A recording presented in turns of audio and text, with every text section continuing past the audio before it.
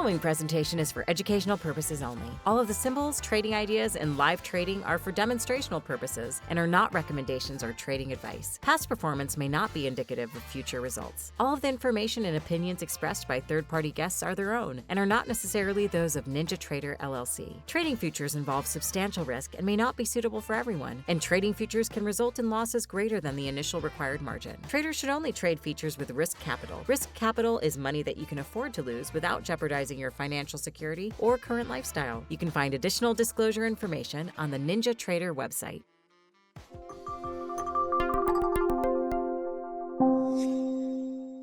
We are back, folks. Let's talk futures. Joining me live, the one and only Blu Putnam. Blu, good morning. Yeah, good morning, Jim. How you doing? I'm doing good. It's a good day. Yeah, have you been getting out on the bay at all, sailing a little bit? A little bit, but you know, it's July and August. It's really hot and there's no wind except when there's a thunderstorm. So not quite as much sailing till September. Got it. All right. So you'll be ready for it, though, it sounds I'll be ready. Sounds awesome, man. Well, thanks for joining us today. I mean, there's all sorts of stuff going on. Data dumps left and right. Central banks doing all sorts of stuff. You know, I'm gonna throw you a little bit of a curveball right away. Did you get it? Did you check out the jobless claims numbers this morning? I certainly did. You know, those are weekly numbers and they're real numbers. It's not a survey. You lose your job, you go apply for unemployment insurance. So economists like me, we kind of like those numbers or like to look at them. So the seasonally adjusted number ticked higher. The non-seasonally adjusted number ticked lower. I wouldn't make anything of this one, but we're pretty close to 250,000 new insurance claims a week. That's close to the yellow zone, if you will. Okay. So I'm assuming we got a green zone, a yellow zone, and a red zone. Right. Where's the red zone start? It used to start at 300,000. It probably starts at 275 now. Okay. Really, what's more important is the pace. If it's moving up every week, it's not stops bouncing, then you know something started. Yeah, the 4-week moving average was 238,000, so about 10,000 short of where we ended up this report. Yeah, it's zigzagging, but it is creeping higher. Yeah. Now, if this report came out before the FOMC, would Powell and company have changed their minds at all or no? They wouldn't have noticed. Really? Okay. All right. Well, what did you think of the press conference yesterday? I thought Powell did a pretty good job handling a difficult pivot. You know, the statement that they put out was just, hey, we're more balanced. But we haven't made a decision on September. But when you listen to the press conference, it's just obvious they want to go. But they have 2 CPI reports and 2 job reports before that September 18 meeting. So he's been burned before. He's going to be cautious, but they really do want to cut. Well, he was dancing a little bit. I mean, here I'll read you a quote. I mean, when asked about a September rate cut, everyone wants to know. So September rate cut, yes or no? He said, you know, if inflation moves down in line with expectations, growth remains reasonably strong, the labor market remains as it is, rate cut in September will be on the table. That doesn't say anything. Well, if you can say a lot and say nothing, then you can work at the Fed. You know, Alan Greenspan had a great quote one time. He said, if you understand what I said, I misspoke. They really don't want to communicate a decision at this point. That will change, by the way. There's a 2-week go silent period for the Fed governors and Fed presidents ahead of the September 18 meeting, which is conveniently they'll know August CPI, they'll know the August jobs report, and those speeches that you're going to hear, and Jackson Hole, you know, in August, will be more important than usual. That's generally a conference about long-run policy, but the media will be asking all kinds of short-run questions. So we'll get a good, strong sense. But if the data says go, they're going. Okay. Well, you know, it's just, you know, he kind of contradicted himself a little bit when he said stuff like, hey, we need greater confidence on inflation. And then he turns around and says, disinflation is widespread. So Well, it that was was a tough to, valid point to some extent. The last year, when inflation was coming down very rapidly, it was driven by actual deflation in goods. This time around, this time, meaning now, it's a little more balanced. Service inflation is still above target, and goods inflation is a little below target, but it's more evenly spread out, and so that is why he got a little extra confidence. yeah. By the way, if you're looking at that level of detail, you're a short run person and not a long run person, so there's some contradictions there. Yeah.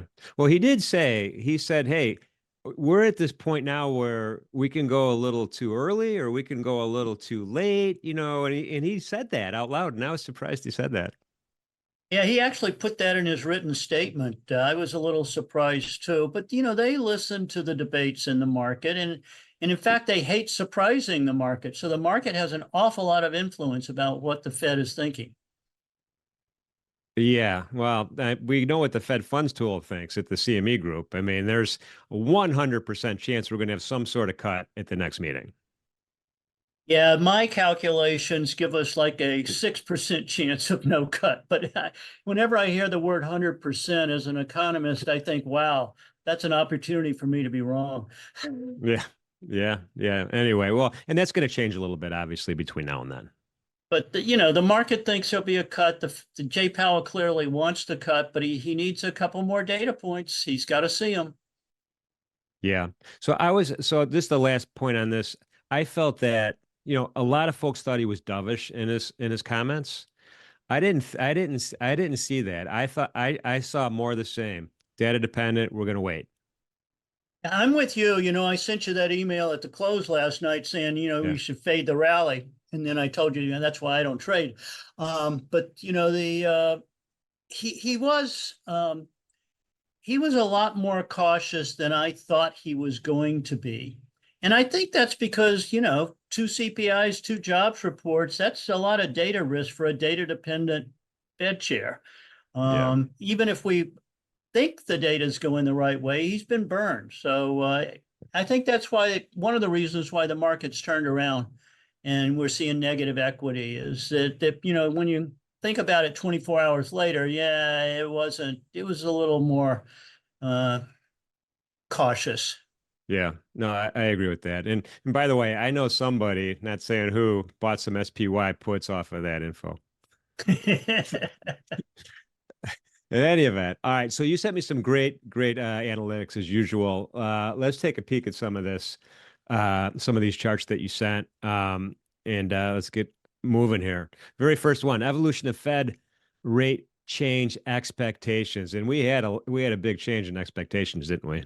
Yeah, I love following this chart. This is the number of rate cuts that Fed funds futures thinks we're going to have by the end of 2024. And last night we moved from 2 to 3. That means that we cut at September, November, and December, or one of them gets 50 basis points. You don't do 50 basis points unless there's a really weak jobs number. And you really don't get 3 cuts unless the Fed's willing to cut in November. That meeting is November. It's right after the November 5th elections. Man, they're not going to want to get involved with that debate. So I'm still in the 2-cut camp, but the market went to 3. Right, but the 50%, now when's the last time we had a 50% rate cut? It's been a while. It's been a little, or rate change. It's Well, been a while. the Fed typically takes the steps up, 25 steps each, and then but it can take the elevator down if the economy looks like it's heading into a recession. So the last time we did this was 2008-9, when we had the Great Recession, they made a big cut.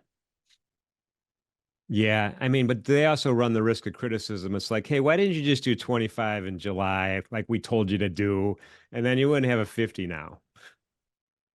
Well, they're going to get criticized no matter what they do. So they've kind of they know about that. But a data-dependent Fed is looking backwards. They're driving the car through the rearview mirror. They don't have confidence, so they're always going to be a little late. If you're data-dependent, you're going to be late. They just think that's the better risk. Yeah. So, and I didn't see that your last paragraph here in the lower right when I sent you my email. Um, everybody expects once the cuts happen, it's going to be a continuous cut to a certain terminal rate, meeting after meeting after meeting. Why can't it be a case of we'll do a cut and then we'll pause, we'll reassess, we'll do a cut, we'll do a pause and reassess over several meetings? Oh, absolutely. The cut, pause is the more likely scenario if their jobs numbers stay positive. If the net payroll numbers have a negative print, then you go to cut. But even if the jobs dip down to like only 75,000 or something like that, they would still pause. They would go slow. Okay. All right. Well, it'll be interesting to see. Yeah, it's this what tends to happen in the media and on Twitter and everywhere else is everyone has their opinion, and the consensus opinion seems to be you're moving too slow. You're going to miss your thing. You're missing your target again. Yeah, that's right.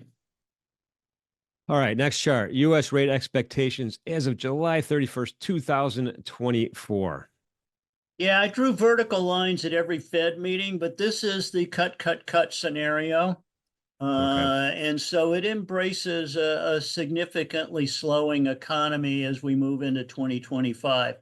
That will be the big debate. Yeah, so what I'm looking at here is December, end of next year, we'll be tracking a Fed funds rate less than 3.75. That's right. I find that hard to believe personally, but again, that's a recession view. But if there's a recession, it'll be even below that. Yeah, I'm going to ask you about recessions later. You know, uh, I canceled it last year, by the way. Everyone was Yes. like, "Hey, yeah, no, there's too much money floating around." But if we have a 2% real GDP and we have a 2% inflation rate, we're going to have a 4% long bond, and they're not going to go all the way down to that low rate. But hey, we're data dependent too. Right. Well, yeah, and both, the nowcasts for Q3 for the New York's Fed staff and for the Atlanta Fed folks, they're well above 2.0. They're like 2.8, I think, last time I checked. Yeah, I think they're between 2.6 and 2.8. But those numbers are based on all the data they've seen today about the third quarter. Yeah. And there's a lot more data to come, and we know those numbers can move around big time. I wouldn't treat those. I don't. I look at those, but they don't factor into my judgment that much. Okay. So, I mean, we're not Germany yet. I mean, we're not there yet. No. Yeah. All right. Probabilities for target federal funds range by mid 2025. Yeah, this is my own research. I look at the volatility in equities, the volatility in bonds, and that gives me a little more information than just looking at the Fed funds futures. And what you can see, though, is that we're aiming to get to 4.5 by mid next year, but there's a sizable component, like even a little over half, that thinks it's going to go lower. So that's the recession view. That's the debate. This is a very Gaussian distribution you have here. I don't know if Gauss would like this. It doesn't look that normal to me. It looks a little skewed to the downside. Yeah, I know. I'm discounting, but I'm pretending we're not going to have a cut. So I'm taking these off the table. I'm taking these lower ones off the table. So a hike rather. Yeah. So okay. That's So right. this is kind of your analysis. Like, all right, 22% chance we're going to end up somewhere between 4 and 4.5. Right. That And sounds reasonable. I'm very reasonable. That's a good view. If without no recession, that's very likely. Yeah, I did an analysis a while ago. I just did the average Fed funds rate from like, I don't know, 1970, early 70s till now, and the average is between 4 and 4.25, as I remember my math. And that's because from 1994 to 2020, we were stuck between 1% and 3% on the core PCE. So rates did move up and down, but that average was right there. And then from 2010 to 2020, we put rates at zero. That is the aberration. That's not coming back. Yeah. All right. Well, let's keep rolling here. All right. This was I love this. I love this chart. Forecasting errors from federal funds futures 3 months ahead, and then again 12 months ahead. Yeah, and by the way, I use the same scale so you could kind of see at 12 months ahead, the futures markets aren't that good.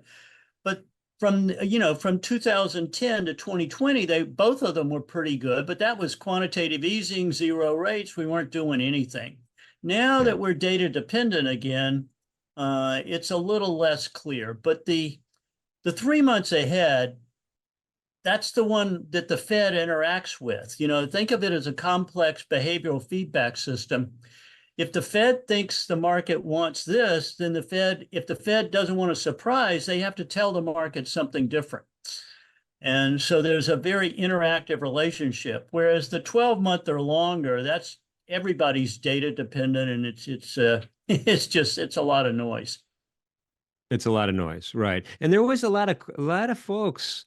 We had Bullard, we had the Dudley, to name a few, saying, "Hey, we got to cut in July," right? And with the Fed funds tool and everybody else saying it's not going to happen, it would have been a huge surprise and probably not good for most markets. Well, Bill Dudley was from Goldman Sachs. He was the president of the New York Fed, and he's an expert on the Fed.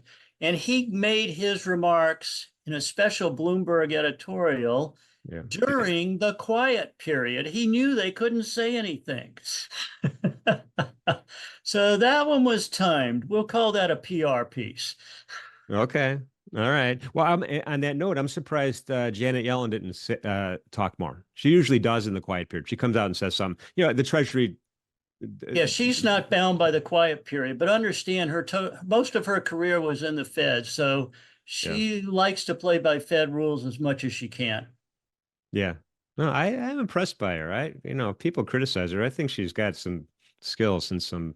Oh, no, she's an background. excellent labor market economist. Her husband is a Nobel Prize winner in labor markets. Their son's a pretty good economist. I mean, it's an economist family. I would hate to go to dinner with them, but I mean, otherwise it's fine. That's all right. We'll get him a couple of martinis. We'll get him going. I think we could crack the code there. All right, so let's keep rolling here. This is I can't. Every time you send me this chart, I'm surprised. I really am surprised at the divergence between Fed funds and core and PCE. Yeah, and that's really, I think, this is probably the most important chart about why the Fed wants to cut. They've come to the conclusion that they're too restrictive, and they'd like to narrow this gap a little. They don't want to eliminate the gap. They just want to narrow the gap. And by the way, if they cut, there's nothing accommodative about a cut. It's like taking your foot a little bit off the brake, but you're not putting your foot on this accelerator. So there's no chance that the economy speeds up because of this cut. Equities might like it, but the economy could care less. Anyway, I think this is the chart that has Jay Powell thinking it's time to cut. But we got a couple more here that are fun. Yeah, I mean, I just want to, we're almost to that magical. I don't know if the 2% rule applies to core PCE or something else. Core PCE is the one they've set on. And they chose that in the 80s because it was the easiest target to hit. That, of course, hasn't been true recently. So that's a whole nother story. Okay. I didn't know that, but it makes sense. We are here to help. All right, let's keep rolling.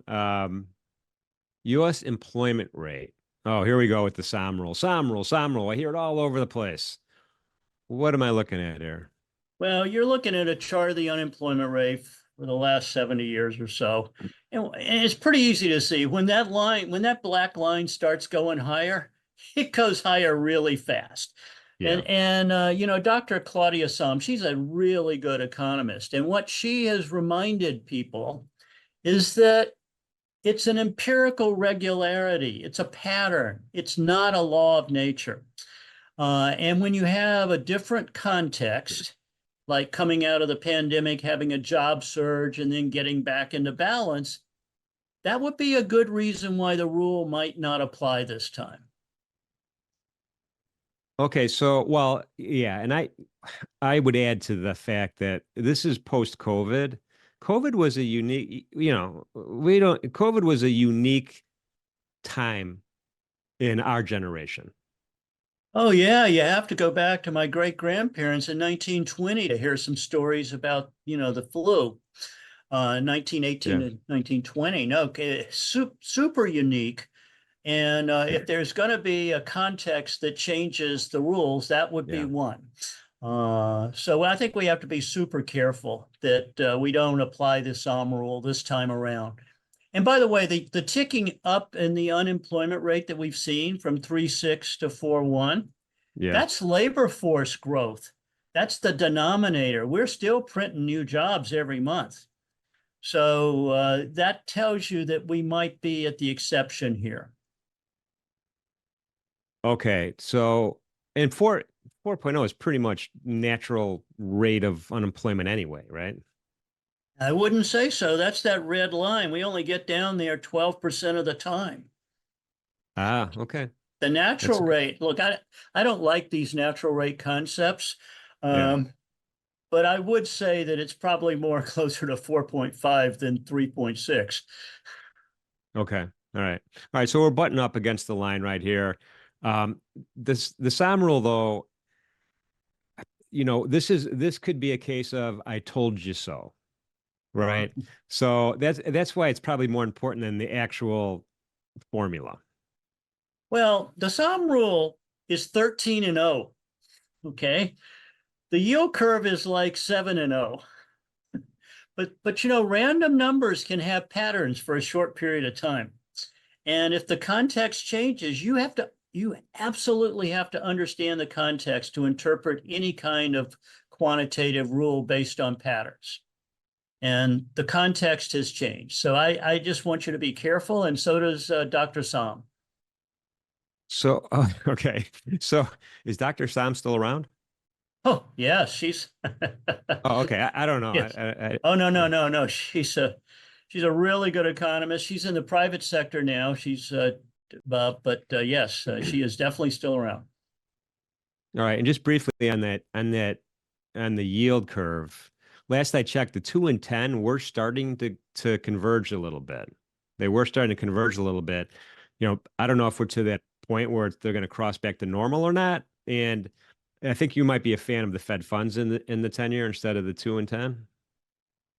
Oh, I look at them all, but I will tell you that if the Fed wanted to get us back to a balanced policy, they would want a slightly positive slope curve where the twos were just under the tens, and they would like the twos to be above the inflation rate. Okay. So if the inflation rate's between 2 and 2.5, they would like to get twos closer to 3.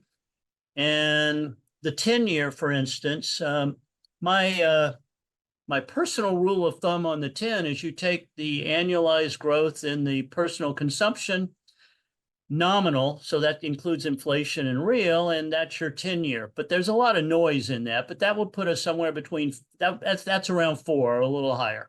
And we just kissed below 4, so we might be pushing our luck Okay. on the All right. 10-year. All right. Well, we'll keep track of that as well. I think, is there one more here? I think we got And one my more. Yeah, equity we do. chart. Oh, here we This go. is Yeah. Yeah. So I make these charts up based on options data. I think they're pretty cool. This is definitely not a Gaussian. We're skewed right, and we're skewed to the upside. That's fear of missing out on an equity rally as rates are cut. And on the downside, people are worried about a 10% correction. Hardly anybody's worried about 20%, which is a bear. So Yeah. I look at this chart and I become a contrarian. Um, I think we've overestimated the AI potential in the stock market. And I think we overestimate what rate cuts will do to equities because the economy is much less sensitive to interest rates than it used to be. Equities, on the other hand, are still very sensitive, but if we only get 2 or 3 cuts and then slow down, cut, pause, we may have overestimated, which is, that's why I thought the market overreacted yesterday to the positive side, and it's correcting today. So now we're back. Oh yeah, no, it was it was explosive day yesterday. When I see a day like that, there were so many things going on because there was earnings also, important earnings that were kind of that's been peppered at us the last few days and again today. Yeah, not to mention a few geopolitical events that were negative. So, Yeah. I think some caution is in order, and that's what we're seeing today. Yeah, no. So Anthony asked us to ask you about gold. I don't know if you've taken a look at a gold chart yet or not, but it seems like it's driving back up toward new highs. Well, I think I've told you before, gold was my most difficult, that's the economist's word for wrong, forecast over the last year. Gold doesn't like high interest rates. It doesn't like higher for longer. Gold doesn't earn interest. Declining inflation, that's not good for gold. Gold doesn't like a strong dollar. The dollar's been strong to stable. So gold, why is it where it is? 2,500, what's going on? I can tell you what's going on. Central banks around the world and sovereign funds around the world are very nervous about the United States, and they're diversifying their portfolios. It's not just Russia and China, it's a number of other countries that are adding gold to their portfolios. They're not adding euros. That's not a reserve currency. They're not adding the Chinese yuan. They're not adding anything like that. So the dollar is hanging in there as the world's reserve currency, but gold is picking up a touch of market share. And as long as the central banks are buyers, they can buy as much as they want. The rest of us better be careful. Sound like Peter Schiff there a little bit for a second. Anyway, I appreciate that, Blu. We are up against time. I appreciate you spending the morning with us. Now, Bayesian Edge, is this ready for prime time? BayesianEdge.ai. It looks like you got a website going. Oh, yeah. I don't know if it's ready for prime time, but it's updated automatically every day. And Okay. I enjoy doing it. And it's, part of what keeps me current. Yeah, it's anybody that wants to look at it, send me comments, whatever. It's all good. The charts are updated every day. The commentary tells you when it was last updated. Okay, that sounds good. And I'll put that in the chat for people too to see the URL. So I appreciate that. And then could people contact you through that website? They can find me. They usually find me through LinkedIn, but that's whatever. Okay. I'm not hidden. You're a big LinkedIn guy. Awesome. All right, man. Well, we're up against time. Always great talking to you, Blu. Hopefully you'll get out on that bay pretty soon. Appreciate your time with us today. Thank you, Jim. Always good.